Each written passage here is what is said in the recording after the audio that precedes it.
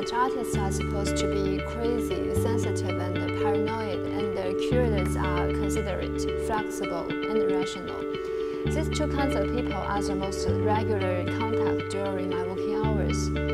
Well, for me, I was an alien among my educational backgrounds because most of them are not working for the Big Four or banking. But I am also the outsider when I walk into the art industry. Once an alumnus told me seriously, he said, "You deserve a more decent job." I could only respond with a smile. As different as day and night, I enjoyed myself. Sometimes I see myself as behavior artist. I initiated the Shanghai Underway Library program, trying to take pictures of the one who could still read books at peace in this rusty city.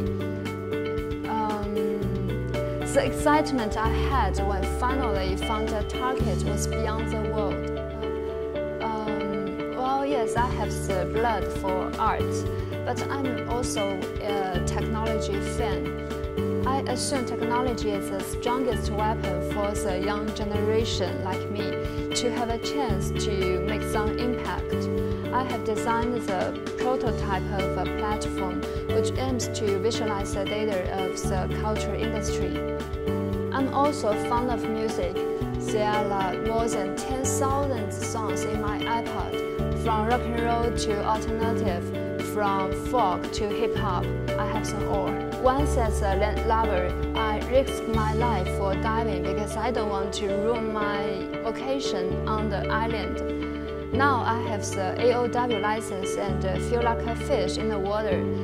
This adventure not only gives me the colorful underwater world, but also gives me the confidence in myself and others. How to define me? I'm not going to do it.